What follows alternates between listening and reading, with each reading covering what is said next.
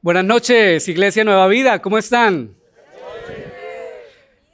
Es para mí un honor inmenso estar hoy con ustedes, trayéndoles un mensaje que creo que el Señor puso en mi corazón para cada uno de ustedes. Pero antes de empezar, me gustaría que me acompañaran a poner este tiempo en manos de Dios. Así que les pido el favor que si pueden, por favor, se pongan de pie. Vamos a hacer una pequeña oración juntos. Señor Padre amado, yo te doy gracias, Padre, por esta noche que tú nos regalas. Gracias porque nos permites venir delante de tu presencia para exaltar tu nombre, para honrarte, Señor. Y tú, Señor, que conoces los corazones, tú sabes, Padre, la necesidad de cada persona que está aquí hoy presente, Señor. Padre, que este mensaje sea propicio a esas necesidades, que puedas tú hablarle a cada uno directamente al corazón y que tu palabra penetre en lo profundo hasta partir el alma y el espíritu. Que tu Espíritu, Señor, se mueva en medio de nosotros. En el nombre de tu Hijo Jesucristo, amén y amén. Bueno, mis queridos amigos, ¿quién me recuerda cuál es el nombre de la serie en la que estamos? El Dios que no conoces, muy bien. Hoy es el tercer mensaje, o sea que ya llevamos dos. ¿Cuál es el nombre del primer mensaje? ¿Quién se acuerda? ¿Cómo así? ¿Quién tomó nota? ¿Quién estuvo presente? El Dios que te llama. Gracias, amor. El Dios que te llama. Y el pastor Eduardo nos hablaba de ese Dios que está tocando a la puerta de nuestro corazón, esperando a que le abramos para entrar y tener un encuentro íntimo con cada uno de nosotros. ¿Y cómo se llama el segundo mensaje? El Dios que perdona. Excelente. Y veíamos que, aunque Dios no hizo nada malo, Él dio el primer paso para acercarse a nosotros. Envió a su Hijo Jesucristo a morir en la cruz para que pudiéramos alcanzar el perdón y restablecer esa relación que se había perdido. Y hoy, en este tercer mensaje, quiero hablarles de el Dios fiel. El Dios fiel. Y quisiera empezar con algo que todos conocemos. Hace mucho tiempo, en la antigüedad, la palabra era algo muy valioso, ¿no es cierto? Cuando se daba la palabra, se estaba empeñando la dignidad, se estaba empeñando la integridad y la credibilidad. Y se recuperaba cuando se cumplía eso que se prometía. Era sumamente importante la palabra, tanto que valía más que un contrato. ¿No es así? Y quiero contarles la historia de mi abuelito Miguel. Mi abuelito Miguel en realidad era el abuelo de mi papá, es decir, mi bisabuelo.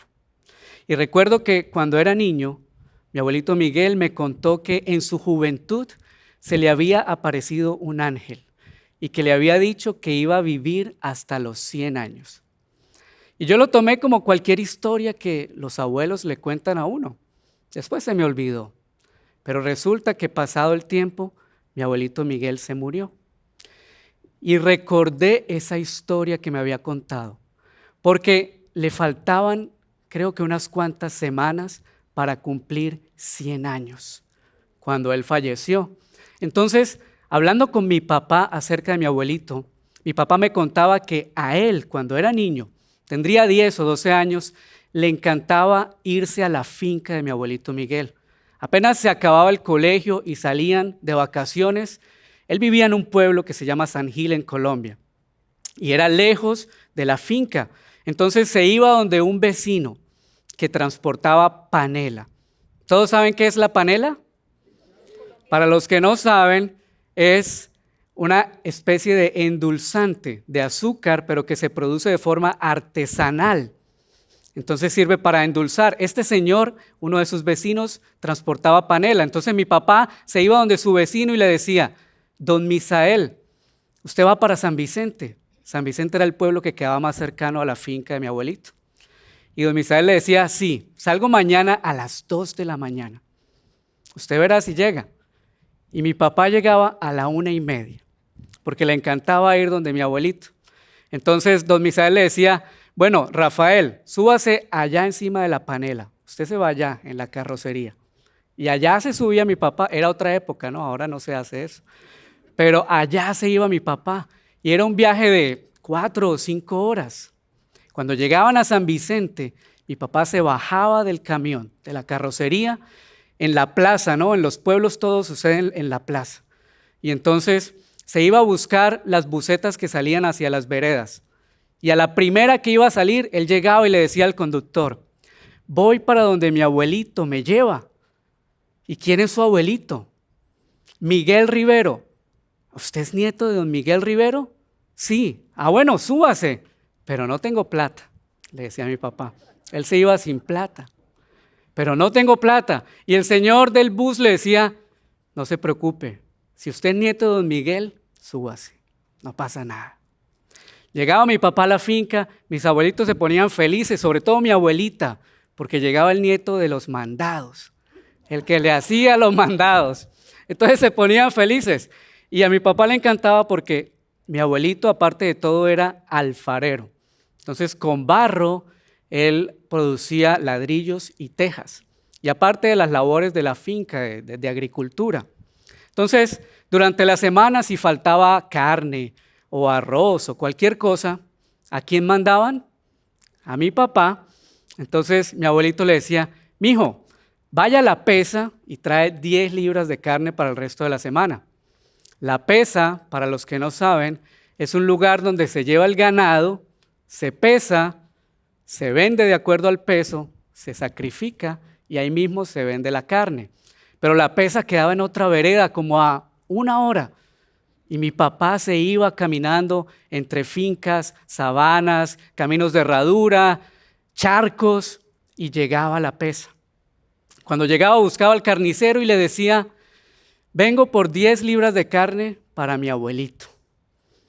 ¿Y quién es su abuelito? Miguel Rivero. ¿Usted es nieto de don Miguel Rivero? Sí. Ah, bueno, tranquilo. ¿Cuántas? 10 libras. Listo. Pero no tengo plata. Mi abuelito dijo que a fin de mes, tranquilo, si es para don Miguel Rivero, hasta la vaca entera se la doy. Y a lo que le quedó a mi papá fue eso, que don Miguel Rivero, mi abuelito, era una persona muy respetada y muy apreciada, tanto en las veredas como en el pueblo, porque su palabra valía.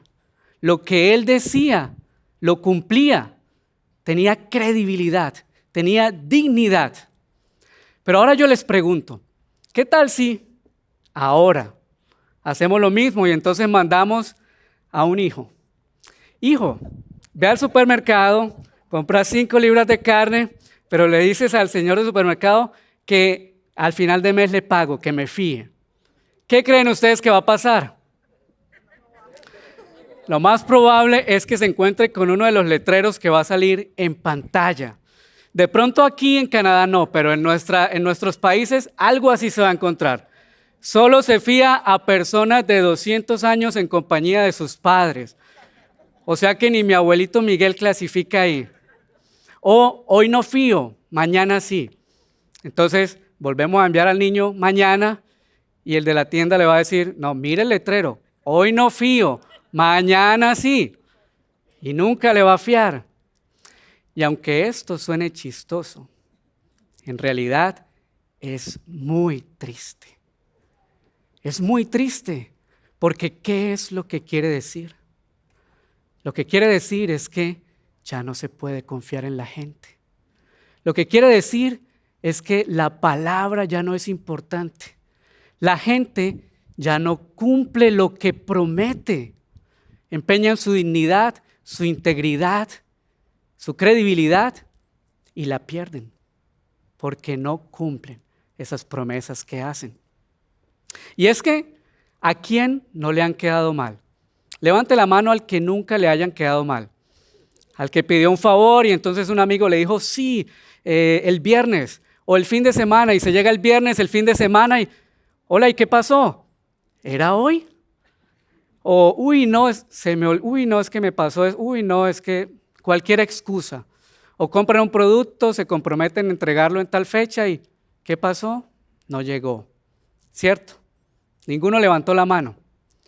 Pero ¿y si yo les digo, levante la mano el que nunca le ha quedado mal a nadie?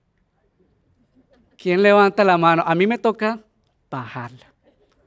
A mí me toca bajarla porque bien lo dijo Jesús, el que esté libre de pecado, que tire la primera piedra. Todos hemos quedado mal también. Todos hemos quedado mal. Y hay una frase célebre que se le atribuye a un senador romano llamado Cayo Tito. Esta frase va a aparecer en pantalla, dice, verba volant scripta manen. Y la traducción literal es, las palabras vuelan, lo escrito permanece. Y aunque hay muchas interpretaciones, nosotros lo adaptamos en nuestra época para decir, las palabras se las lleva el viento, pero lo escrito, escrito está, ¿cierto? Y lo que queremos decir es resaltar la importancia de los contratos escritos, porque si hay un contrato escrito, entonces la persona en un mes no va a poder decir, ah, no, pero es que eso era el mes pasado. Ya no, ya cambiaron las condiciones.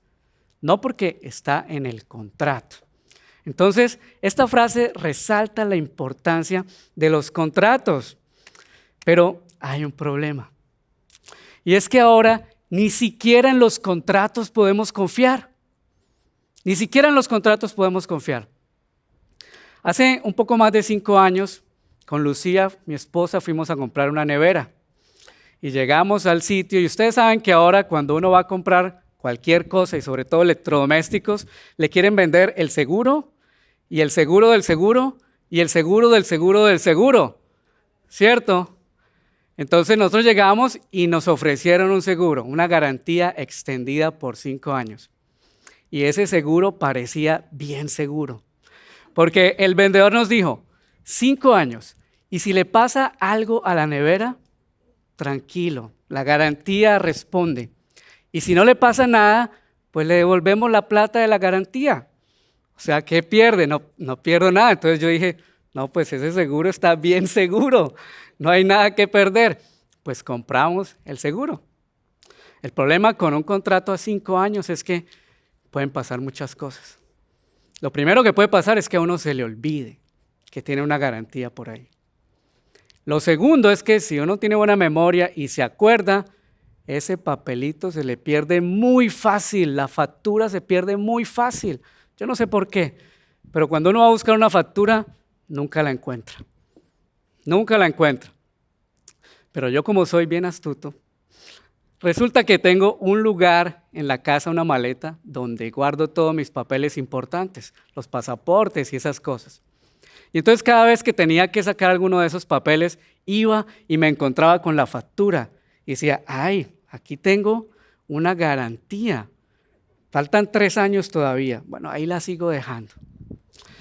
A los 2 años volvía a sacar otro papel y me encontraba la factura. Ay, tengo una garantía acá. Falta 1 año todavía. Y así, pues hace un par de meses fui a buscar otro papel y me encontré la factura y miré, ay, ya se cumplieron los 5 años. Lucía, vamos a reclamar la garantía porque no la usamos. Pues nos fuimos a reclamarla. Y llegamos a donde la señora y resulta que los contratos tienen algo que se llama la letra chiquita. La letra chiquita. Y entonces llegamos allá y nos atendió la señora de servicio al cliente y miró la factura y dijo, ah, sí, ustedes compraron la garantía. Ah, sí, ya se cumplieron los 5 años.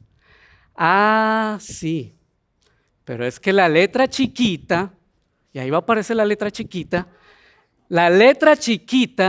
dice que tenía que reclamar la garantía dentro de los 90 días después de cumplidos los 5 años.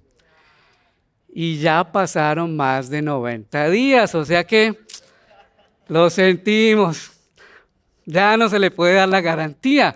Entonces, ahora ni siquiera se puede confiar en los contratos. Porque la letra chiquita, ¿qué hace? Contradice lo que dice más arriba. O le pone condiciones a lo que dice más arriba. Se hace esto, pero sí tal cosa. Y siendo honestos, ¿quién lee la letra chiquita? ¿Quién lee la letra chiquita?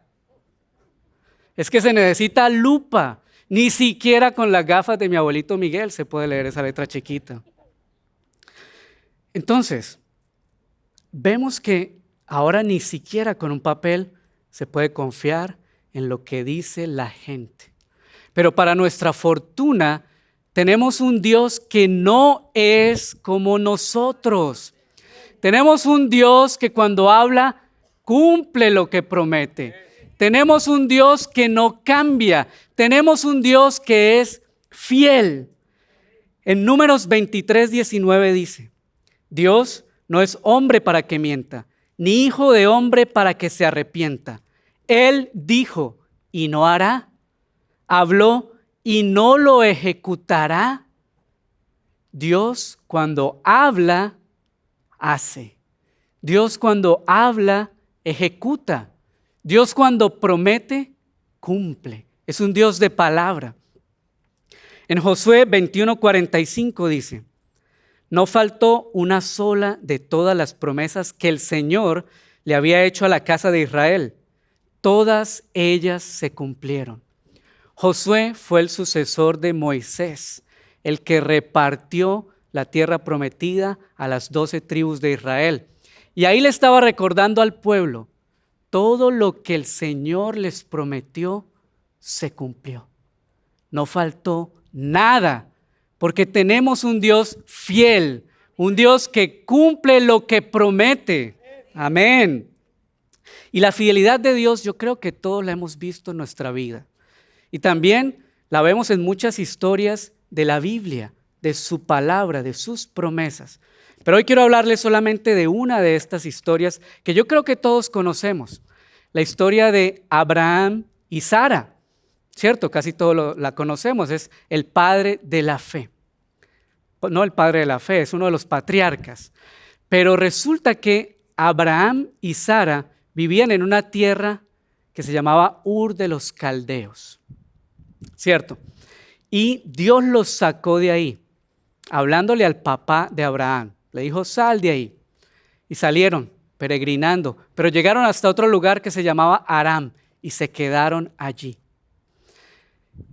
Pero Dios tenía algo especial para Abraham, no para su papá, sino para Abraham y para su esposa Sara.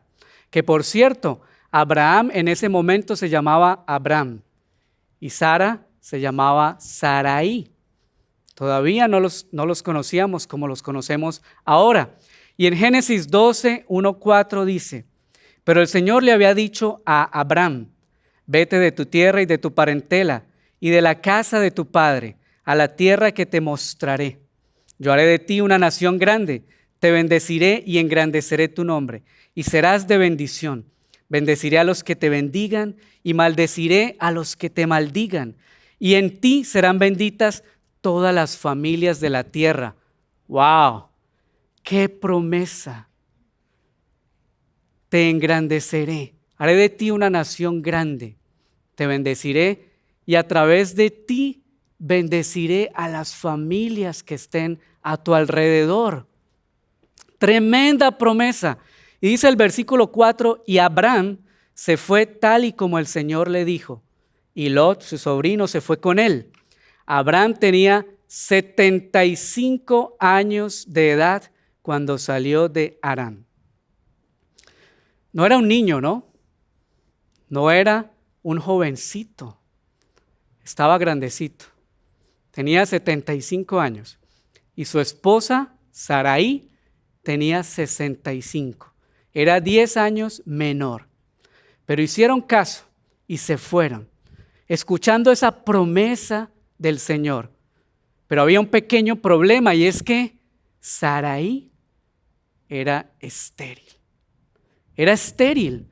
Y la promesa decía que el Señor iba a hacer de ellos una nación grande. Pero ella era estéril. Sin embargo, se fueron. Y vemos ahí en la Biblia que tienen que pasar muchas aventuras.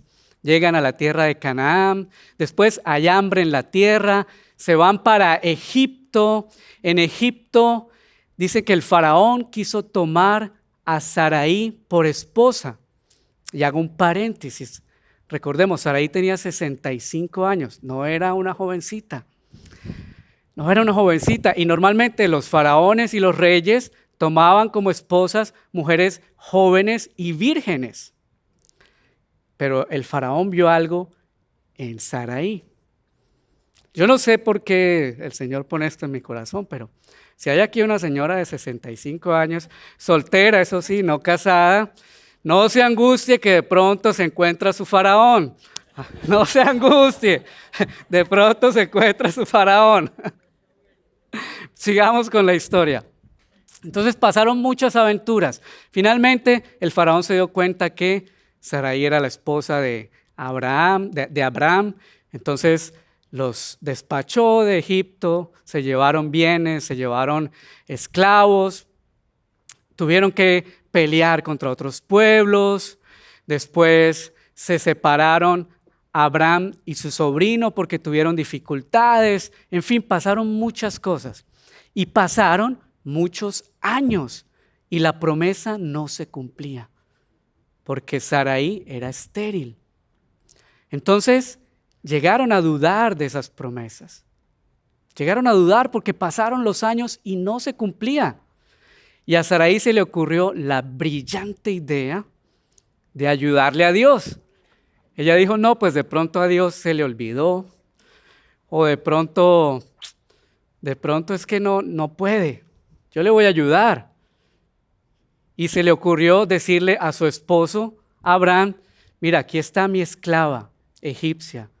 Duerme con ella y el hijo que tenga, ese va a ser nuestro hijo. Ya sabemos que los esclavos eran como objetos. Así que si la esclava tenía un hijo, no iba a ser de ella, iba a ser de su ama, de Sarai. ¡Qué brillante idea! Y Abraham, como era un esposo que no quería hacer enfadar a su esposa Sarai, ¿cuántos de los esposos acá me entienden? Entonces no quería hacer enfadar a su esposa Sarai, pues se sacrificó. Se sacrificó Abraham, aceptó la propuesta de Sarai, tuvieron un hijo y se dieron cuenta después que eso fue un problema terrible. Porque cuando queremos ayudar a Dios, cuando no confiamos en lo que Él nos ha prometido y creemos que nosotros somos más inteligentes, más brillantes y tratamos de ayudarlo, como dirían tal vez los mexicanos, metemos la pata, la embarramos, porque no somos más inteligentes que Dios. Y así siguió pasando el tiempo y no veían la promesa. Pero es que Dios tenía que hacer algo en ellos primero. Necesitaba transformar su identidad. De hecho, les cambió el nombre. Abraham quiere decir Padre enaltecido. Ustedes saben que tenían la costumbre en la antigüedad de poner nombres de acuerdo a características de la personalidad. Y esa característica marcaba la vida de la persona a la que le ponían ese nombre. Entonces, Abraham quería decir Padre enaltecido y era como una señal de orgullo en él, porque enaltecerse es enorgullecerse. Y Dios necesitaba cambiar esa identidad, que él olvidara eso, dejar atrás esa identidad del pasado para tener la nueva identidad que necesitaba para recibir la promesa. Y por eso le cambió el nombre a Abraham, que quiere decir padre de una multitud o padre de multitudes. A eso lo quería llevar, a ser padre de multitudes y necesitaba una transformación en él. Y lo mismo pasó con Sarai. Sarai quiere decir mi princesa. Y es un significado muy bonito, pero también enaltece a la persona que porta ese nombre. Puede generar orgullo y la hace enfocarse en ella misma. Yo soy una princesa. Y el Señor necesitaba también cambiar esa identidad para lo que venía en el futuro. Y por eso le puso Sara, que quiere decir madre de naciones. Cambió el enfoque de ella misma a las generaciones que vendrían en el futuro. Sería madre de naciones. Y después de que hizo ese cambio de identidad, entonces vio que ya estaban preparados. Pero había pasado el tiempo. Y en Génesis 17:17 dice, Abraham, porque el Señor fue y lo visitó nuevamente a decirle, ahora sí ya están listos. Se viene el cumplimiento de la promesa en el tiempo de la vida. O sea, de aquí a 9 meses, Sara va a tener un hijo. Y en Génesis 17:17 dice, Abraham se postró entonces sobre su rostro y riéndose dijo en su corazón, ¿acaso a un hombre de 100 años le va a nacer un hijo? ¿Y acaso Sara, que tiene 90 años, va a concebir? Abraham escuchó lo que Dios le dijo, pero dentro de sí pensó, si no nos lo dio antes, ¿será que ahora sí? Pero ya 100 años y Sara 90, y como que él en su corazón sintió algo que, ¿será? ¿Habían pasado cuántos años desde que el Señor les había dado la promesa? 25, porque les dio la promesa cuando Abraham tenía 75 y aquí tenía 100. ¿Cuánto hemos esperado nosotros por una promesa de Dios? ¿Será que a los meses ya nos cansamos? ¿Será que a las semanas ya estamos dudando de lo que el Señor nos ha prometido? Abraham y Sara esperaron 25 años.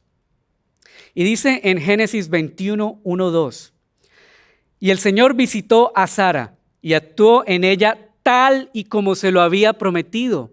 Y Sara concibió y le dio un hijo a Abraham en su vejez, en el tiempo preciso que Dios le había anunciado. Era el tiempo preciso, no cuando ella quería, no cuando ella lo esperaba, sino cuando estaba planificado dentro de la perfecta voluntad de Dios. Deuteronomio 7:9 dice, reconoce pues que el Señor tu Dios es Dios, el Dios fiel, que guarda su pacto y su misericordia hasta 1000 generaciones con aquellos que le aman y guardan sus mandamientos. Pasaron 25 años, pero el Señor cumplió. El Señor cumplió. Dice ahí, reconoce que el Señor es Dios y es fiel y cumple su pacto. Ahora yo quiero hacerles ver algo. Abraham y Sara eran como nosotros, como todos o la mayoría de los que estamos acá.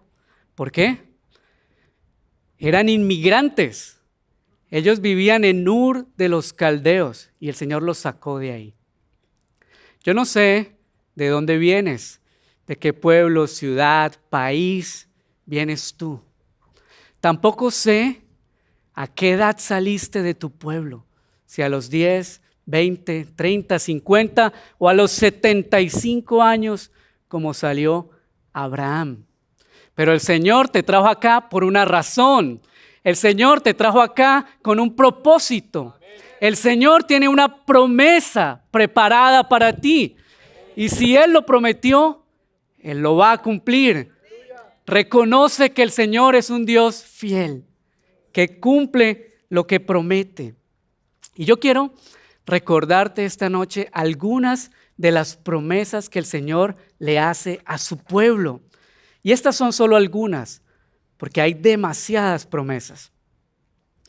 En Salmos 23:4 vemos que el Señor está con nosotros en los momentos difíciles.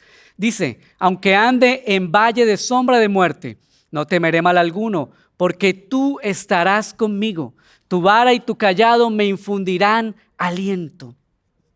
La siguiente promesa, Él te oye. En 1 de Juan 5:14 dice, y esta es la confianza que tenemos en Él, que si pedimos alguna cosa conforme a su voluntad, Él nos oye. ¿Ya examinaste si lo que estás pidiendo está conforme a su voluntad? Si no, pídele que Él mismo alinee esos deseos de tu corazón a su perfecta voluntad. Siguiente promesa, Él te revela secretos profundos. Jeremías 33:3 dice, clama a mí y yo te responderé y te enseñaré cosas grandes y ocultas que tú no conoces.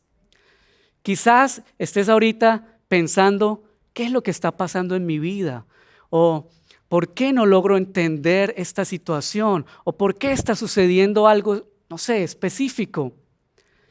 Clama a Él y Él te revelará en lo profundo qué es lo que está pasando. Siguiente promesa.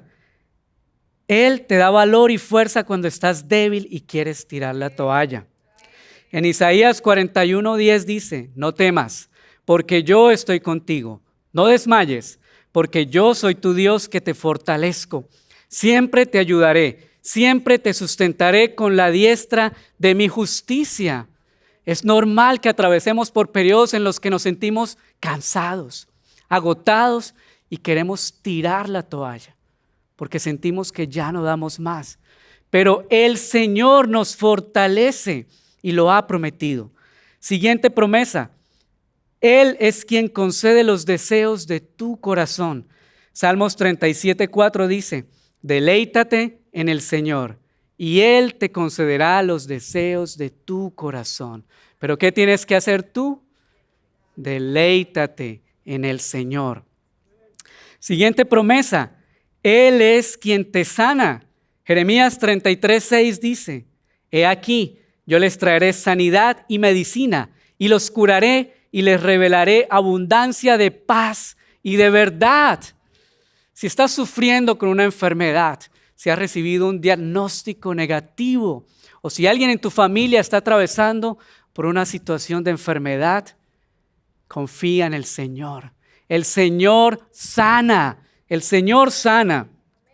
Siguiente promesa. Él pelea por ti. Deuteronomio 3:22 dice, no les tengas miedo, porque el Señor, su Dios, es quien pelea por ustedes. Quizás ahorita tengas enemigos físicos, de carne y hueso, gente que quiera hacerte daño, pero también puedes tener enemigos espirituales. Sea cual sea tu batalla, si estás luchando contra la ira o contra la lujuria o contra el temor, si estás luchando contra la amargura, si estás luchando contra la culpa, sea cual sea la batalla que estés peleando, no estás solo.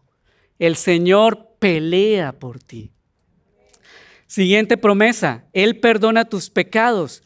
Isaías 43:25 dice, yo soy el que borro tus rebeliones por amor de mí mismo y no me acordaré más de tus pecados. O sea que si nos arrepentimos de corazón, el Señor hace borrón y cuenta nueva. Somos libres del pecado. Y esta, la última y más grande promesa que quiero contarte esta noche. El Señor nos hace muchas promesas, pero en realidad esta es la más grande de todas las promesas que Él nos ha hecho.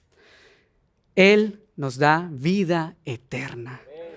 En Juan 3:16 dice, porque de tal manera amó Dios al mundo, que ha dado a su Hijo unigénito, para que todo aquel que en Él crea no se pierda, sino que tenga vida eterna. Vida eterna. Esta es la promesa más grande que el Señor nos ha hecho. Porque esta vida que tenemos acá es temporal, es pasajera, somos peregrinos. Y aunque haya muchas promesas para nuestro paso aquí por la tierra, la más grande de todas es que un día estaremos delante de Él en la eternidad. Amén. ¿Quién puede darle un aplauso al Señor? Esa es su más grande promesa. Y ahora yo les pregunto, todas estas promesas el Señor se las dio a su pueblo. ¿Será que son exclusivamente para los judíos? ¿Son estas promesas exclusivamente para los judíos? No, estas promesas son para nosotros y para todo aquel que recibe a Jesucristo en su corazón. Todo aquel que le abre el corazón a Jesucristo se hace acreedor a las promesas de Dios. En Gálatas 3:29 dice: y si ustedes son de Cristo, entonces son descendencia de Abraham, herederos según la promesa. Si somos ¿de quién? De Cristo. Necesitamos recibir a Jesucristo en nuestro corazón, porque todas sus promesas las obtenemos a través de Jesucristo, quien pagó por nosotros. Y ahora, quizás algunos dirán, bueno, pero ¿y si Dios prometió sanarme, por qué sigo enfermo? ¿Y si Dios prometió bendecirme, por qué no he podido salir adelante? Y si Dios prometió pelear mis batallas, ¿por qué me siento derrotado? Si Dios prometió concederme los deseos de mi corazón, ¿por qué las cosas no salen como quiero que salgan? Si Dios prometió perdonarme, ¿por qué todavía siento esta culpa que me atormenta? Es normal hacerse esas preguntas. Es normal, porque somos seres humanos, somos frágiles. Y si no vemos que se cumplen las promesas, nos puede pasar lo que le pasó a Abraham y a Sara. Dudaron en sus corazones. Es normal hacerse esas preguntas, pero es importante que reconozcamos que Dios es fiel.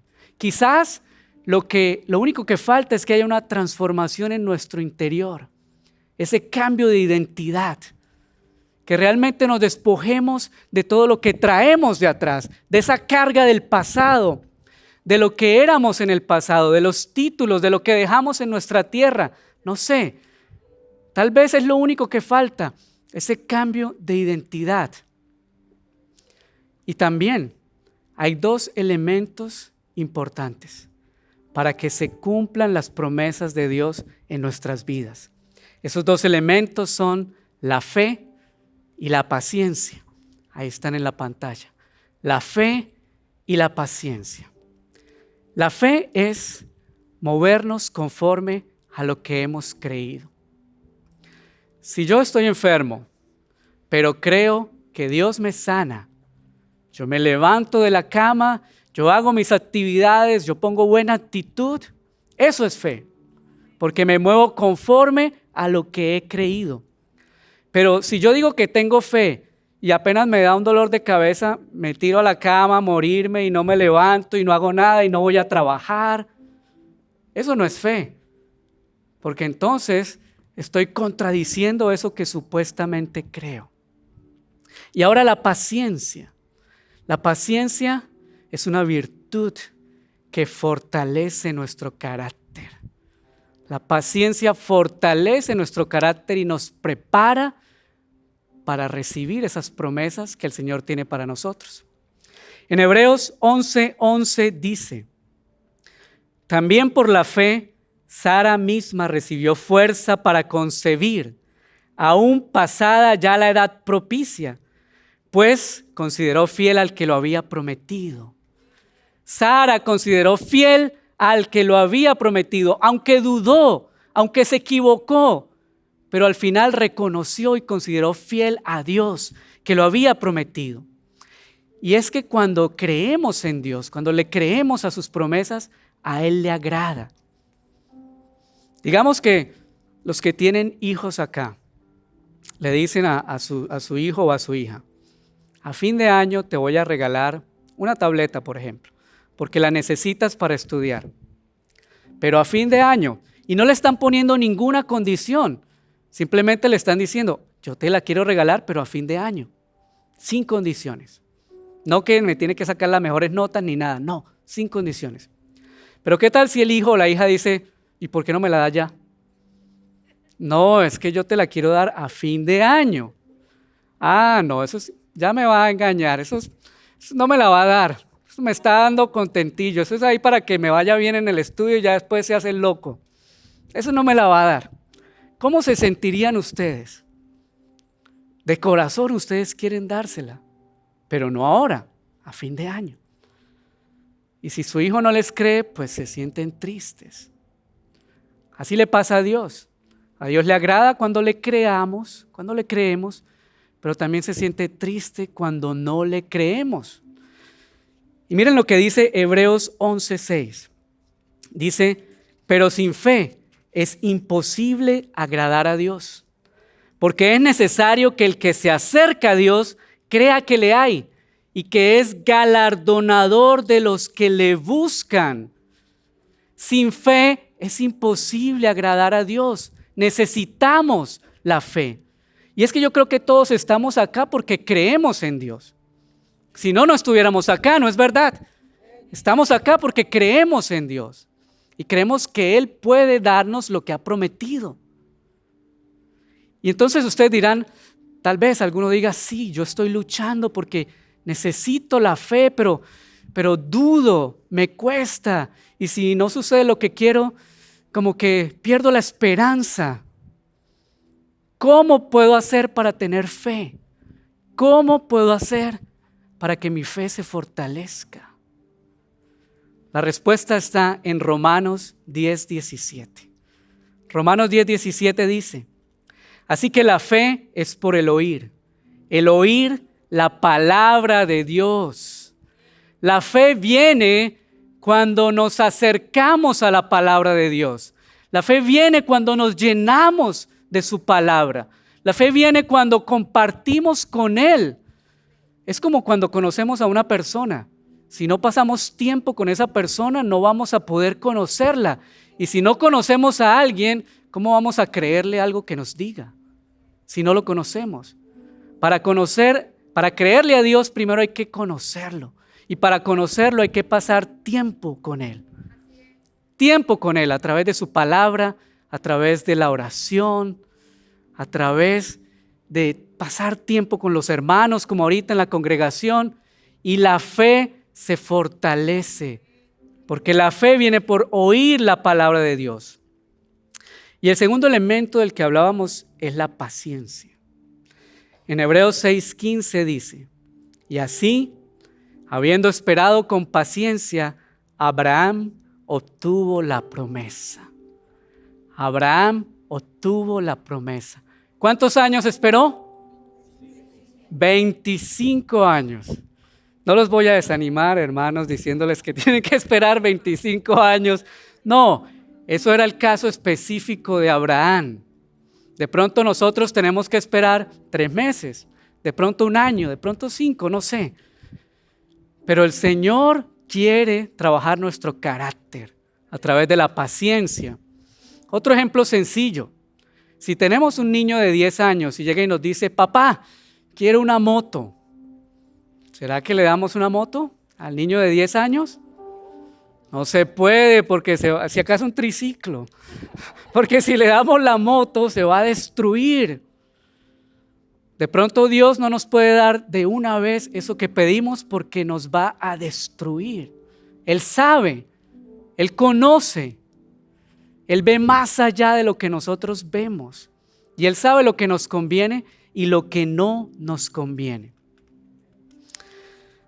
Así que, hermanos, si tienes esos 2 elementos, no tengas duda de que el Señor cumple, porque el Señor es fiel. Él es un Dios fiel que promete lo que ha dicho. Él es un Dios fiel que no cambia. Él es un Dios fiel que no se contradice. Dios no puede negarse a sí mismo. Él no puede decir una cosa un día y al siguiente contradecir lo que dijo. Porque si no, no sería un Dios perfecto. Si no, no sería un Dios justo. En 2 de Timoteo 2:13 dice, si somos infieles, Él permanece fiel, pues no puede negarse a sí mismo. Dios es un Dios fiel que no puede negarse a sí mismo. Pero así como Él es fiel con lo que ha prometido, con lo que nos ha prometido, Él también es fiel a su propia naturaleza. Él es fiel a su propia naturaleza. Él es fiel a esas leyes espirituales que ha creado. Y es lindo hablar de las promesas que Él tiene para nosotros, pero también debemos recordar que Él ha establecido unas leyes espirituales y Él es fiel a esas leyes porque no puede contradecirse, iría en contra de su naturaleza. Por eso en Romanos 6:23 dice: porque la paga del pecado es la muerte, mientras que la dádiva de Dios es vida eterna en Cristo Jesús, nuestro Señor. Los hijos de Dios no somos perfectos, nos equivocamos. Todos somos susceptibles de pecar, de equivocarnos, pero cuando somos hijos, cuando el Espíritu Santo mora en nosotros, el mismo Espíritu nos redarguye rápidamente y nos lleva al arrepentimiento y nos ayuda a luchar contra eso que nos hizo caer. Diferente es el que peca por gusto, el que puede venir a la iglesia y escucha que hay que serle fiel a la esposa y sale y tiene otra mujer porque le gusta serle infiel a su esposa. O el que viene y escucha que no hay que robar, pero sale y roba porque le gusta robar, o recibe soborno porque así gana más plata y es avaro. Ese es el pecador que va a recibir su paga, que es la muerte. La paga del pecado es la muerte y Dios cumple también esa promesa, porque es una ley que Él ha establecido. Tenemos que tener claro que Él no puede contradecirse. Él cumple también eso. Y miren que dice, la dádiva de Dios es vida eterna a través de Jesucristo. Volvemos a esa gran promesa que les conté, la más grande promesa del Señor, vida eterna a través de Jesucristo. Ese Cristo que nos contaba el pastor Eduardo, que no estimó el ser igual a Dios como algo a que aferrarse, sino que se despojó a sí mismo y se hizo hombre. Y en forma de hombre fue obediente hasta la muerte y muerte de cruz. Muerte de cruz para que nosotros pudiéramos ser salvos. ¿Pero qué pasó? Pasó que resucitó. Resucitó y subió al cielo. Y nos hizo la segunda gran promesa con la que quiero terminar. Su segunda gran promesa, la segunda gran promesa de Dios para nuestras vidas es que Cristo volverá. Cristo volverá. En Mateo 24, 36 al 39 dice: en cuanto al día y la hora, nadie lo sabe, ni siquiera los ángeles de los cielos. Solo mi Padre lo sabe. La venida del Hijo del Hombre será como en los días de Noé, pues así como en los días antes del diluvio, la gente comía y bebía, y se casaba y se daba en casamiento, hasta el día en que Noé entró en el arca. Y no entendieron hasta que vino el diluvio y se los llevó a todos. Así será también la venida del Hijo del Hombre. Y en el versículo 42 dice: por tanto, estén atentos, porque no saben a qué hora va a venir su Señor. Estén atentos. Yo quiero que cada uno de nosotros esta noche se haga una pregunta. La siguiente pregunta. Y sinceramente se examine en su corazón. Si Jesucristo viniera esta noche, ¿estoy preparado? Esa es la gran pregunta. ¿Estoy preparado? Y yo quiero que se volteen y le digan al de al lado: ¿estás preparado? Dile al de al lado tuyo: ¿estás preparado? Si Jesucristo viene hoy, ¿estás preparado? Necesitamos estar preparados porque Él va a venir de sorpresa. Y necesitamos haberle rendido nuestras vidas antes para que podamos ganar esa promesa que Él nos ha regalado. En 2 de Pedro 3:9 dice: el Señor no se tarda en cumplir su promesa, según algunos entienden la tardanza, sino que es paciente para con vosotros, no queriendo que nadie perezca, sino que todos vengan al arrepentimiento. El Señor aún no ha regresado porque está esperando que todos los que están escritos en el libro de la vida vuelvan al arrepentimiento. Y termino con este versículo. En Hebreos 10, 24 al 25 dice: preocupémonos los unos por los otros, a fin de estimularnos al amor y a las buenas obras.